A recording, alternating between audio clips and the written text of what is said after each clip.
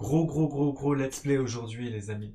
Bonjour, c'est Panda. Je vais vous faire l'immense plaisir aujourd'hui de vous faire découvrir Battle Chaser Night War, créé par les studios Airship Syndicate. C'est un jeu que j'ai découvert en traînant sur un site de jeux vidéo il y a à peu près un mois.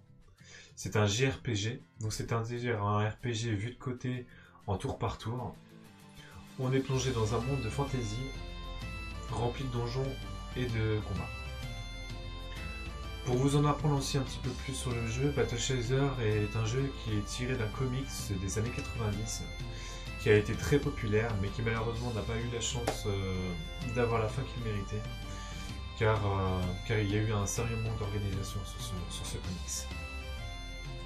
A savoir aussi que le jeu et le comics ont été imagés et dessinés par la même personne qui s'est occupée du character design de Darksiders. Pour la petite histoire du jeu, on nous plonge à la découverte d'une île mystérieuse sur laquelle nos compagnons vont se retrouver bloqués. Il va y avoir d'étranges phénomènes qui vont se produire et on va être confronté à une menace venue d'outre-tombe. Là, on va devoir faire équipe avec un chasseur de démons pour contrer les dangers de l'île mais aussi du monde entier. Donc voilà, c'est parti, je vous mets le jeu.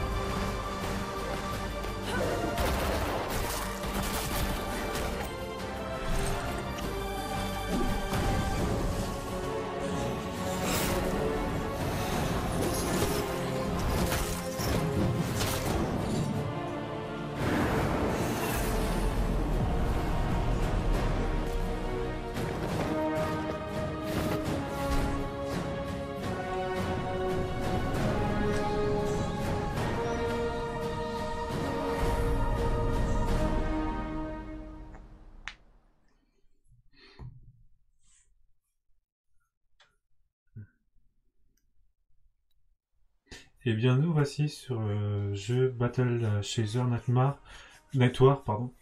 Après cette cinématique que je trouve franchement magnifique.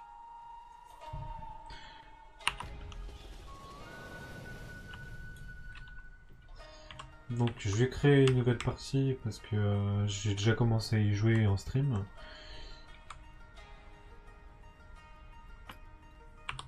Hop. Et logiquement, il y a une deuxième cinématique qui se relance juste après ce petit texte.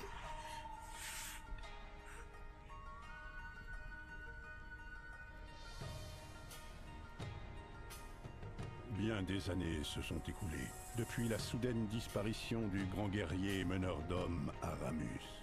Il laissa derrière lui ses puissants gantelets, des artefacts d'une puissance inimaginable qui, selon les légendes, confèrent à leur porteur le pouvoir de déplacer des montagnes. Il laissa également derrière lui sa fille, Gully. Elle découvrit les gantelets de son père, mettant ainsi en mouvement les événements qui feraient d'elle une cible de première importance et l'amèneraient à faire la rencontre de ses plus grands défenseurs. Nolan, le sage et puissant magicien dont la langue est aussi acérée que l'esprit. Son mystérieux compagnon Calibretto, un golem de guerre immensément puissant. Garrison, ancien compagnon et frère d'armes d'Aramus, honorant aujourd'hui le vœu qu'il fit de veiller sur sa seule et unique famille. Et le bandit Red Monica, capable de devenir une amie aussi rapidement qu'une ennemie. Ensemble, ils ont parcouru les terres capitales, en protégeant Gully contre ceux qui cherchent à s'approprier la puissance de ses gantelets. Nolan, en quête de connaissances sur le mana qui alimente la magie et la technologie du monde, a mené le groupe vers une terre mystérieuse, connue sous le nom d'île du Croissant. La rumeur raconte que de vastes réserves de mana s'y trouvaient autrefois. À l'approche de l'île, toutefois, le groupe ne tarda pas à découvrir pourquoi l'on sait si peu de choses sur cette région. Je trouve ça très sympa ce petit résumé, ça permet de se plonger directement dans le jeu. Puis ce côté narratif est, est agréable, je trouve.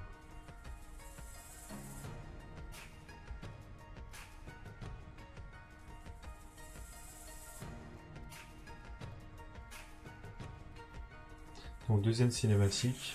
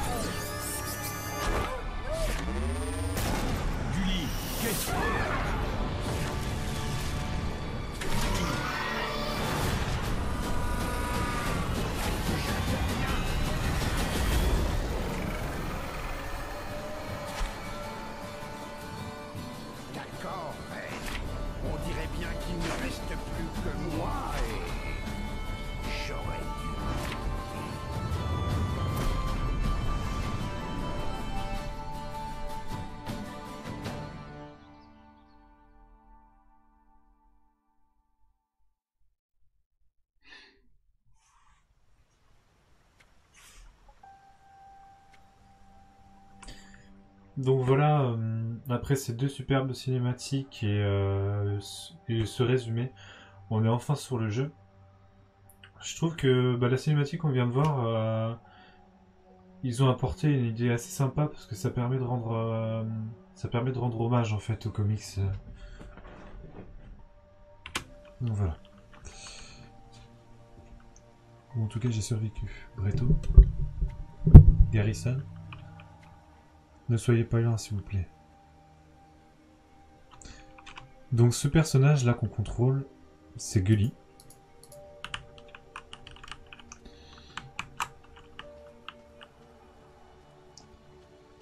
Donc vous pouvez voir l'univers fantaisiste avec des graphismes quand même de très très jolis. Donc le gameplay de la caméra et de vue de haut, hein, c'est tout le temps comme ça, sauf pendant les combats. Là on retrouve le personnage Calibretto, c'est un golem, hein. C'est un gros golem en fait, et sa particularité à lui c'est de faire d'huile. Tu es réveillé? Bretto, tu vas bien? Oui, tu te sens mieux? Tu te reposes depuis plusieurs heures déjà. Je pense que je n'étais pas complètement prête pour cette canonnade. J'ai rêvé? Ou tu as vraiment sauté du vaisseau pour m'attraper? C'est ce que j'ai fait. Comment est-ce qu'on s'en est sorti en un morceau? Nolan. On est tombé à travers un portail qu'il a ouvert. Grâce à lui, on a pu atteindre le sol avec quelques blessures sans gravité. Et lui? Que lui est-il arrivé? Nous ne savons pas. Et Garrison? Et Monica? Garrison est tombé à travers le portail, lui aussi. Monica a disparu. Nolan aussi. Alors dépêchons-nous. Ils sont peut-être blessés. Garrison est déjà parti à leur recherche. Tu es sûr d'avoir assez de force pour marcher? J'ai encore la tête qui tourne. Mais on n'a pas de temps à perdre. Ça va aller. D'abord, permets-moi de continuer à soigner tes blessures. Ensuite, nous irons retrouver Garrison. Voilà. Vous me direz ce que vous en pensez, mais moi je trouve que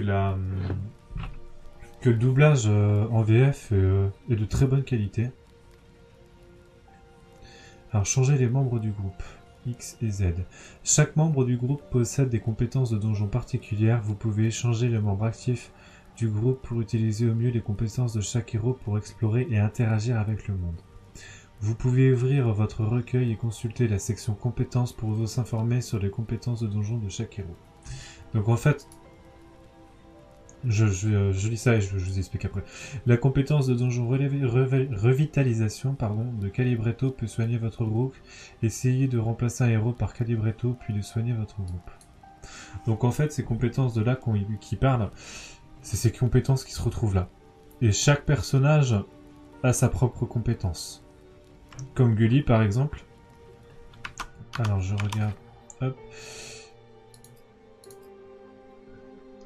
La compétence de Gully, ça va être d'appliquer brièvement l'effet étourdissement à tous les ennemis proches. L'étourdissement se poursuit pendant le combat et le coup brise les murs fragiles.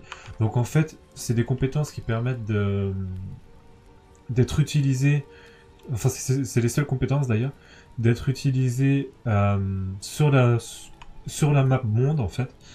Et Gully, sa compétence à lui, bah en fait avant les combats, ce que vous faites, c'est que vous attaquez la zone où c'est marqué où il y a un ennemi.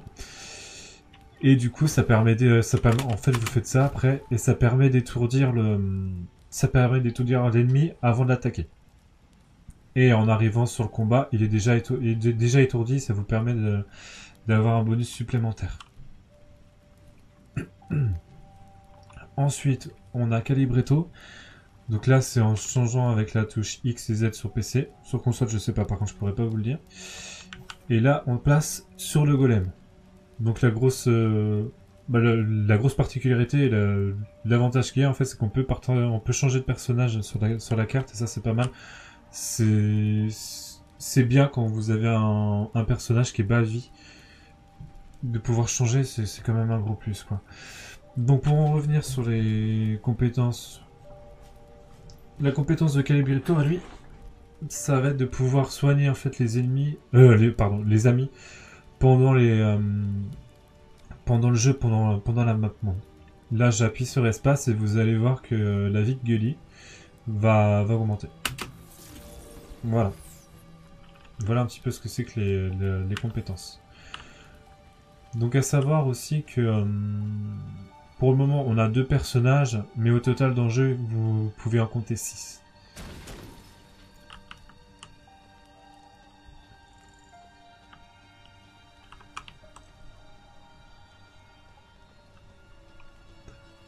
Bon, pour les débuts, le jeu au niveau des combats et tout, il reste quand même très accessible. Mais la difficulté, vous aurez en fait un choix de difficulté sur les donjons par exemple. Donc là on arrive sur notre premier combat. Donc comme vous pouvez le voir, vous avez la barre d'initiative ici, ce qui permet de savoir à qui c'est le tour de combattre. Après on a ces compétences, cette barre d'action là, où par exemple là c'est Gully qui a son direct. Elle inflige 14 points de dégâts et génère 10 de surpuissance. Donc en fait la surpuissance c'est quelque chose qui permet de générer votre mana et qui apporte des dégâts supplémentaires. Après ensuite on a défense. Donc ça ça réduit les dégâts de 50%. Donc ça c'était pour l'action. Pour les compétences, on a le tir de grenaille. En se faisant bien attention aussi que chaque fois que vous utilisez une compétence, il y a un coup de mana de 10 et sur l'autre 15. Mais ça dépend des compétences. Plus la compétence va être... il y a des compétences en fait, qui peuvent être très gourmandes en mana.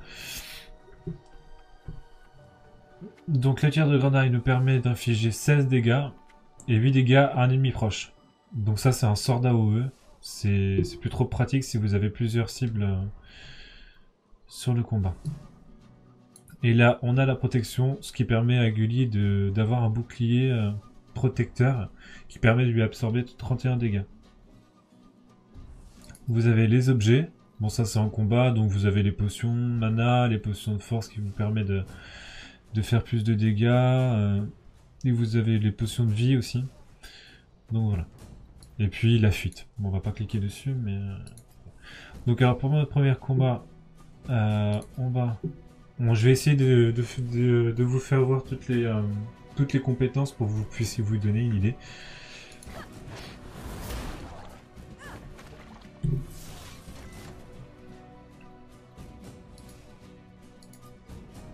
Donc là, on a Calibretto, le golem heal, là, dont je vous parlais tout à l'heure. Donc, dans l'action, lui, ça va être d'infliger 14 points de dégâts et d'appliquer l'effet fragmentation. Ce qui augmente les dégâts physiques subis de 10% pendant 3 tours et génère 10% de puissance.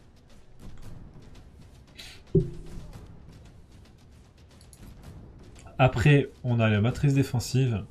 Ça va permettre de réduire tous les dégâts subis de 40% jusqu'au tour suivant.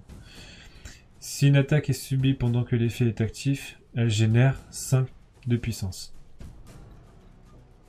Pour les compétences de Calibretto, alors on a Annihilation, qui inflige 22 dégâts sur 4 attaques. Si l'ennemi est sous l'effet fragmentation ou saignement, il subit 7 dégâts supplémentaires. Donc si vous avez l'effet sur un ennemi de saignement de fragmentation, en fait, bon, comme vous l'aurez compris, les dégâts seront à croix. Et on a la vague guérisseuse pour terminer sur les compétences de Calibretto pour le moment. Donc la vague guérisseuse, ça va permettre de mettre du heal, en fait, c'est un sort de heal. Pour un allié. Qui lui génère un heal de 54. Voilà. À savoir que plus vous monterez en niveau et plus les compétences, plus vous aurez un choix important au niveau des compétences. Pour l'instant, je vais faire ça parce qu'il n'y a pas besoin de heal, donc je vais faire du dégât.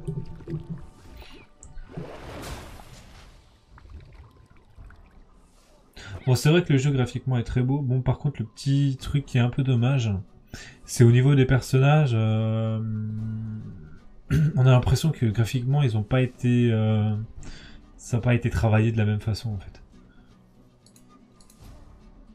Bon, après, c'est une petite chose, quoi. C'est pas méchant. Je vais vous faire voir un sort d'huile quand même pour vous montrer à quoi ça ressemble. Hop. On va soigner Calibretto. Voilà. Et là, vous aurez remarqué que ma vie a régénéré.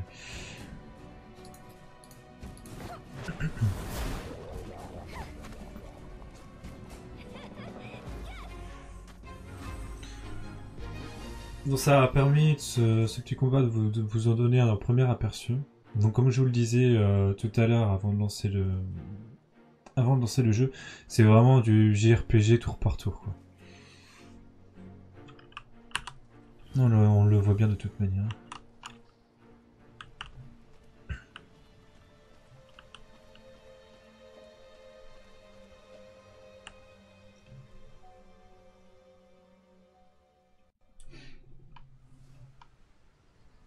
Donc là on arrive sur une map monde. Alors Garrison est parti vers le nord-est à la recherche de Monica et Nolan. Nous devrions partir dans cette direction. Je suis sûr qu'ils vont bien. Mais on devrait se dépêcher juste au cas où. Je sais pas ce que vous en pensez, mais je trouve que le personnage de Gully est super bien dessiné. Avec une petite touche qui... Enfin, il me fait un peu penser à Link dans Zelda. Bien reçu. Donc on arrive bien entendu sur la map monde. Donc ce que vous voyez là, en fait, c'est des zones là où il y a les ennemis. Après, le petit truc qui est un peu dommage sur cette map monde, c'est que bon, on a quand même du chemin à traverser et un petit sprint aura été sympa à ajouter, mais ils y sont pas pensés, quoi.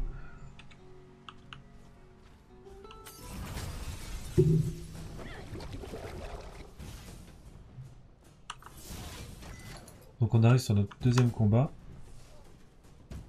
Je vais faire la matrice défensive pour vous permettre aussi de voir un petit peu à quoi elle ressemble. Voilà. Passez les curseurs sur les symboles de statues pendant le combat ou dans un donjon pour afficher plus d'informations concernant les effets bonus et malus. Voilà. Donc en fait, ce qui parle, c'est juste là. Donc par exemple, là, bon là c'est un bonus parce que je viens d'activer un pouvoir défensif. Et là, ça va permettre à mon personnage de réduire tous les dégâts subis de 40%. Et ça génère une attaque de 5 de surpuissance, comme je vous l'ai expliqué tout à l'heure. On va faire attaquer Gully. Hop, sur la chauve-souris.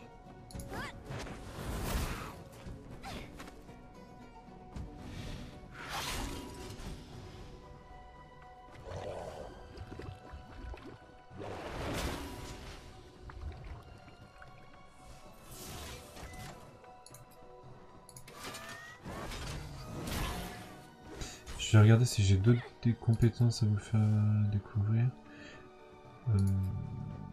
Je vais vous faire le tir de grenade. Tiens. Donc comme ça, comme là en plus c'est génial parce qu'il y a plusieurs, il y a 2 cibles, ça vous permet de voir un petit peu à quoi ça sert. Donc là je vais toucher la chauve-souris et logiquement la flasque verte là devrait être touchée. Voilà. C'est comme ça que ça se passe. Est-ce que j'ai une compétence? Oui, j'avais annihilation. Ah oui, à savoir que la barre de surpuissance, c'est en rouge là. Ça s'affiche ici en rouge.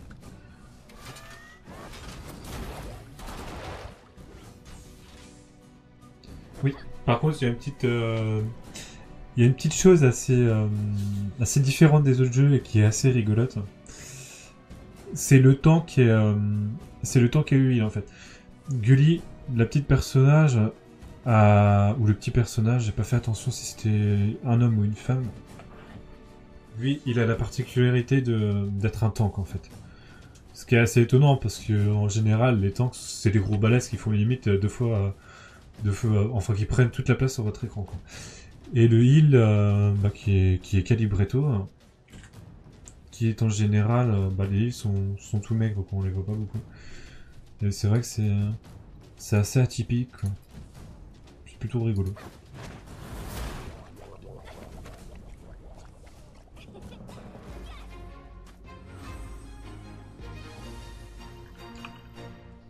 Donc oui, là à chaque combat, je sais pas si je me souviens plus si je vous l'avais expliqué tout à l'heure, mais à chaque combat vous gagnez de l'expérience et c'est ces barres là en fait.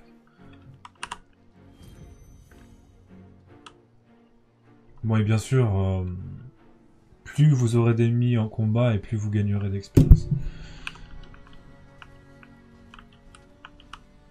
Et pareil si les ennemis sont de plus haut niveau. On va attaquer sur le deuxième combat. On va pas trop traîner non plus parce que sur les combats que je puisse vous faire découvrir quand même d'autres choses.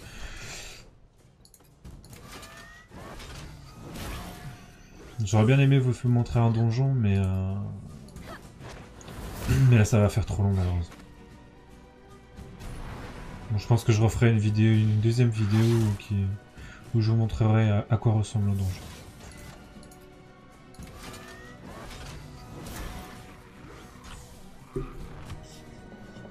D'ailleurs, en parlant des donjons, il y a une petite chose qui est sympa.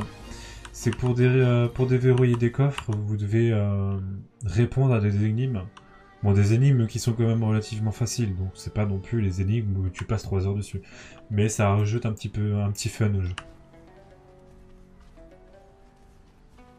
Donc là, on va se diriger vers... Et bah tout droit, parce que le prochain objectif est tout droit. Bon là, je vais pas le faire. Mais là vous voyez sur la carte vous avez aussi à certains endroits des coffres qui vous permettent de récupérer des objets très intéressants.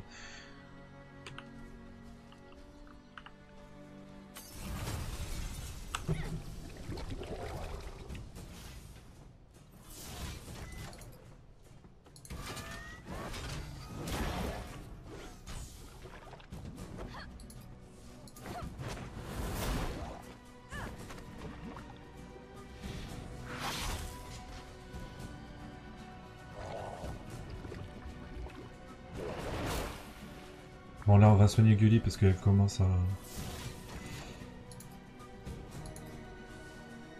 Alors, Gully toc. Mais sur la flasque verte pour la tuer directement.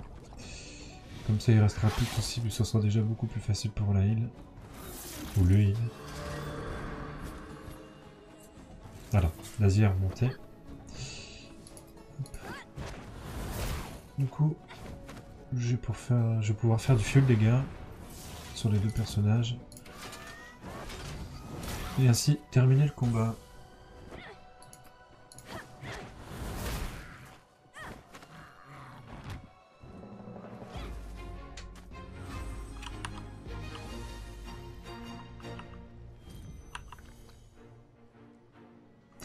L'univers est tellement agréable aussi qu'on a... Enfin, ça donne l'envie en fait de découvrir un petit peu toute la carte et puis de fouiner un peu partout. Alors là, ce que vous voyez là... Bon, non, je vais rien dire, je vais vous laisser découvrir. Gully, je suis content que tu ailles bien. Ce que tu as fait pendant la bataille de dirigeables pour nous protéger de cette canonnade. Tu aurais fait la même chose pour moi. Peut-être, mais le résultat n'aurait pas été beau à voir. Tu es une gamine courageuse. Mais ne l'oublie pas, nous ne comprenons pas vraiment la puissance des gantelets de ton père. Tu vas devoir te montrer plus prudente à l'avenir. Je n'avais pas le choix. Non, j'imagine que non. Je crois qu'il essayait de te remercier. Tu as trouvé des traces de Monica ou Nolan? Non, rien. Et ce village me semble abandonné depuis bien longtemps. Je vois des lumières à l'horizon, à l'est. C'est peut-être une ville. Nous devrions aller voir de quoi il s'agit. S'ils ont survécu, ils sont sûrement partis dans cette direction. Comment ça, si Nolan nous a sauvés. Il peut se sauver. Et sauver Monica aussi. Tu as sans doute raison. Allons les trouver. Donc voilà, ce que je voulais vous dire en fait, c'est que le personnage qu'on voyait là, c'est un personnage qui va rejoindre notre équipe, qui s'appelle Garrison. Bon, c'est un gros chevalier, bon, enfin vous l'avez bien vu sur la petite cinématique. Donc alors Garrison, d'ailleurs je vais vous faire un petit tour du menu aussi. Donc Garrison, c'est lui. Donc au niveau de ses capacités, ça c'est capacité de map, donc c'est les jeux de jambes. Ce qui permet un déplacement rapide qui évite les dégâts de piège et ajoute un immense bonus de hâte à Garrison s'il commence le combat avec cet effet. Voilà. En compétence de combat, on a la parade, qui réduit tous les dégâts subis de 40% jusqu'au tour suivant. Si Garrison est attaqué pendant que cette compétence est active, sa puissance d'attaque augmente de 5% pendant un tour. Voilà, donc ça c'est un sort défensif. Après, on a un sort de dégâts qui s'appelle Attaque rapide, qui inflige 21 dégâts et génère 15 puissance. Après, les compétences Attaque de ralliement, c'est encore une compétence de dégâts, ce qui lui permet d'infliger 34 de dégâts et augmente de 10% la hâte de tous les membres du groupe pendant 2 tours. Après, Attaque tranchante, encore du dégât, qui inflige 18 dégâts à la cible et à un ennemi proche. Donc ça, c'est un dégât d'AOE, un dégât de zone, si vous préférez. Et pour finir, Lame de guerre, qui consomme jusqu'à 40 surpuissance et qui inflige 44 dégâts et ajoute 0,2 aux dégâts par surpuissance utilisée. Donc voilà. Donc là, comme vous voyez, les deux autres personnages qu'on a, Calibretto et Gully, avec 2 compétences, lui, il est au niveau 2 et ça lui a permis d'avoir une 3e compétence. Et comme vous pouvez le voir, entre les actions et les compétences, il y a quand même pas mal de choses à débloquer. Comme la prochaine action, elle est débloquée au niveau 5, ensuite niveau 15. Pour les compétences, on a une prochaine compétence qui est débloquée au niveau 3, 7, 9, etc. etc. Au niveau de l'équipement aussi, on peut changer l'équipement des personnages pour pouvoir le booster. Donc c'est les épées, c'est les armures, c'est les anneaux, les colliers, et tout ça pour les autres persos. D'ailleurs aussi, si l'histoire des personnages vous intéresse, je ne vous la lirai pas, mais vous avez leur petite biographie ici. On a un inventaire aussi. Donc l'inventaire, bon, je vous explique pas, vous savez très certainement à quoi ça sert. Par la suite, on a un journal. Donc ça, le journal, ça nous permet de savoir les objectifs principaux, pardon, et aussi les objectifs secondaires. On a un codex de donjon. Donc ça, c'est toutes les statistiques en fait que vous avez en jeu. Donc vous retrouvez le temps de jeu, le nombre d'ennemis tués, combien de fois vous êtes mort, je pense aussi. Ça, j'ai pas regardé. Enfin, je vous laisserai voir. Hein. Bah, on a KO du groupe, ouais. Et Romikao, oui, donc c'est ça la mort. Et on a aussi ce qu'on appelle... vous avez d'autres choses ici qui sont sympas, comme en donjon par exemple, vous allez retrouver des points d'eau qui vont vous permettre de pêcher. Bon, c'est pas quelque chose que j'ai encore exploité, donc je pourrais pas trop vous en parler. Et vous aussi, et du coup aussi, vous avez un bestiaire, mais par contre là, il n'est pas affiché. Donc comme c'est le début, tout n'est pas encore très affiché. Vous avez aussi des petites pages de romans qui sont assez intéressantes. D'ailleurs, je vais vous la lire. Alors, butin de guerre, le retour du général. Une entrée de journal manuscrite a été griffonnée sur le parchemin. Le général Thésavier est rentré des lignes de front hier soir. Il est rentré dans l'obscurité. Aussi, peu-t-on eu l'occasion de bien le regarder, hormis pour rapporter qu'il semblait aller bien. Les guerres ailleurs ont été lourdes de conséquences sur la forteresse de fer. Nos rangs se sont éclaircis et notre défense et nos mesures défensives sont devenues laxistes. Je ne suis pas sûr que Ravenheart ait même effectué son tour de garde hier soir, mais il m'a toujours paru être du genre paresseux. Ça devrait changer maintenant que Thésavier est de retour parmi nous. Carlost. Donc des petites pages comme ça, vous en trouverez régulièrement quand vous avancerez dans le jeu. Que ce soit sur la map monde ou aussi en donjon.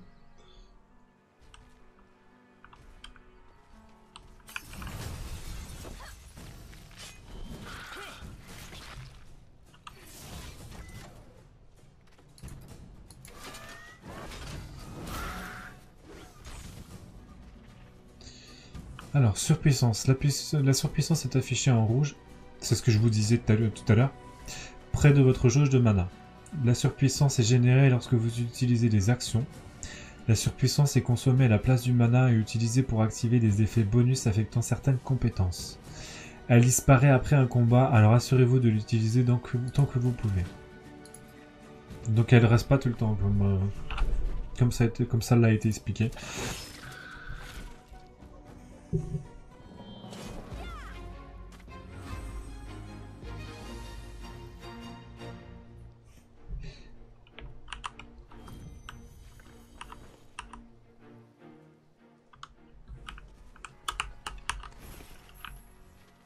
Alors ça oui, c'est des petits exemples aussi des plantes aussi, et ça vous permet d'avoir des objets qui sont affichés juste à droite de l'écran.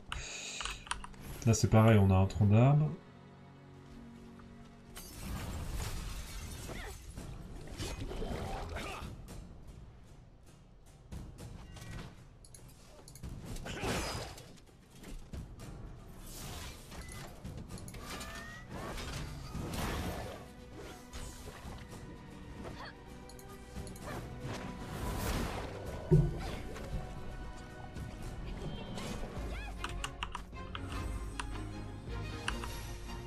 Voilà, donc là on a gagné 2 niveaux. Enfin, un niveau pour chaque personnage, excusez-moi. Donc là on va regarder, parce que tout à l'heure, si vous l'avez bien remarqué, juste en dessous c'est marqué qu'il y avait des compétences de déverrouiller. Et là on retrouve des nouvelles compétences. Voilà. Le point sismique pour Guy, donc qui inflige 34 points de dégâts supplémentaires à une cible. Et la bénédiction de la nature pour Calibretto. Compétence qui permet pendant les 3 prochains tours, chaque fois qu'un allié subit les dégâts, il est soigné à hauteur de 3 de santé. Voilà.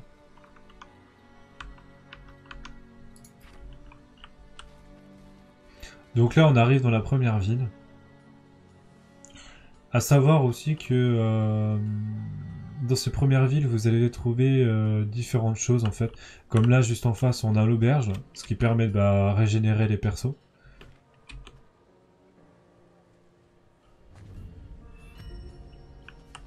Vous avez aussi un vendeur pour acheter plein de choses, enfin voilà quoi. Donc là on est là, et je voulais aussi ajouter une petite chose, et n'hésitez pas à donner votre point de vue sur les commentaires. Je trouve que la direction artistique du jeu est quand même, enfin elle est magnifique quoi. On regarde les dessins, le décor, c'est très bien fait quoi. C'est très recherché, Bon, je fais un petit tour de la ville et puis après je couperai ce let's play.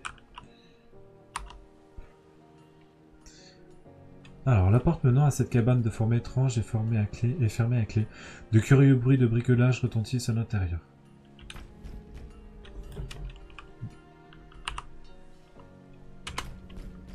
Bon, du coup, ici, en fait, on peut pas rentrer, visiblement. On a le collectionneur. Donc ça, c'est pour récupérer de la marchandise. Hein.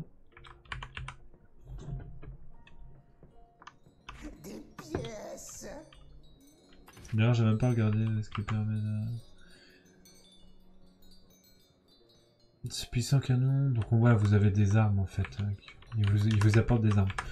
Ça c'est quelque... je l'avais pas encore vu celui-là, je le découvre avec vous.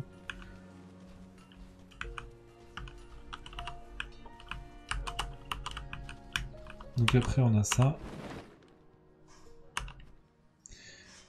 Une toute nouvelle bande d'aventuriers a été lâchée dans la vallée. Expérimenté qui plus est. Nous avons vécu plus que notre part de bataille et toi. Ah. Ne t'inquiète pas pour moi. Mais si j'en crois la façon dont tu tiens ta lame, ce n'est pas le même genre de bataille que toi. Disons que mes ennemis sont d'usage sauvage. Mon nom est Hara, Raha, maîtresse des bêtes. Selon moi, les seuls ennemis qui méritent d'être combattus sont les ennemis sauvages. Et vous avez de la chance, cette ville en est remplie. Oui, c'est bien ce qui nous semblait. Ha ha ha. Les fanges et les chauves-souris dans les bois autour de la ville? Non, vous allez trouver bien pire que ça.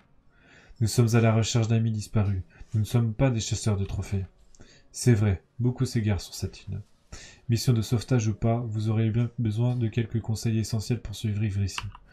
Prenez ce bestiaire. Vous pourrez y consigner les créatures que vous avez combattues. Cela améliorera votre compétence et leur force et leur faiblesse. Si vous survivez assez longtemps, je vous montrerai des épreuves plus rudes. Cela pourra vous servir pendant que vous cherchez vos amis quoi qu'il en soit. Nos recherches seront brèves. Nous y veillerons. Ensuite, nous repartirons aussi vite que nous sommes arrivés. J'ai déjà entendu ça. Ne vous faites pas tuer, aventurier. Au revoir. Au revoir. Donc là, si vous avez bien suivi le petit dialogue, on a débloqué le bestiaire. Directement accessible dans le menu. Et il se trouve ici. Donc ça, en fait, ça permet de donner des informations sur les personnages ennemis. D'ailleurs, vous avez toutes ces petites choses là aussi à côté, avec les compétences, le butin, etc., etc.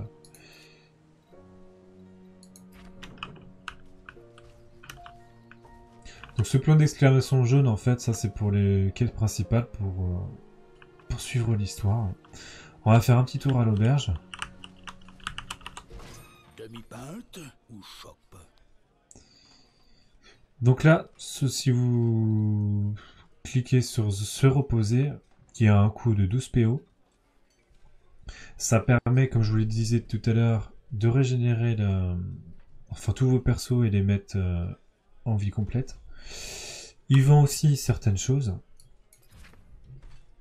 comme de la nourriture, enfin c'est beaucoup de nourriture ou de la boisson. Installez-vous.